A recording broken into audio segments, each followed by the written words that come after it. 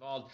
Yasmin, a question for you, if I may ask. Do the designers typically try to create these impeccable spaces? As an operator, quite candidly, I was always in conversation with designers as to what kind of fabrics would last longer, for example, what kind of wood might be more applicable in commercial environment. Some of the sustainable elements that you talked about, how commercially viable are these materials? Oh, they are. I mean, some companies are smaller ones, others are bigger ones who come from, chemistry companies even. So I think it is really to do your research. There is a lot of alternatives that you can use. We work with a lot of reclaimed wood, like I said.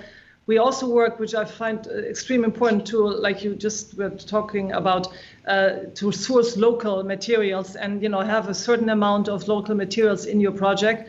And also, to me, the sustainability goes even to like local food, local, craftsmanship, and not just have something done in Asia because it's cheaper for a European project, which so many unfortunately do, which we always have refused to work this way. And I think there's, this is the short-term thinking. You have to educate your clients and investors that in the long term, they will be advanced, because this is for me a long-term investment and not just making a short, a profit, and maybe something is cheaper to do it now, but then you have to redo it, or it's the wrong thinking. It's about what gives you value, and value is the more important than price. If there's price is an issue when there is no value, from my point of view.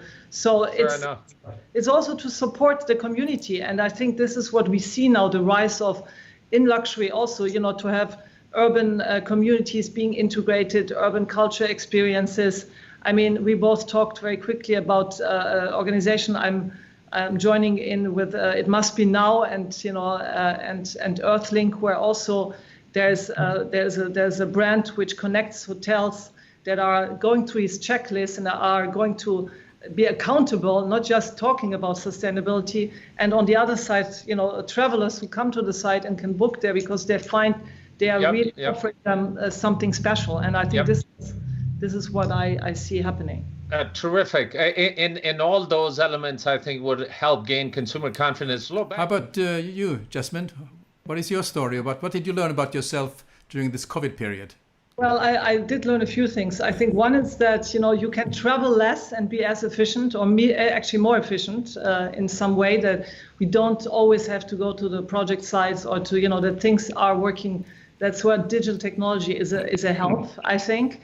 And then also having these, the moments of, like you said, just to go out when you're in a pandemic and a lockdown and go into a park becomes almost like an amazing experience, which you take for granted when everything is fine. I think appreciating, like you say, the flower, the birds, we have worked with multisensory design, what we are talking, we work with sound and scent artists for a very long time.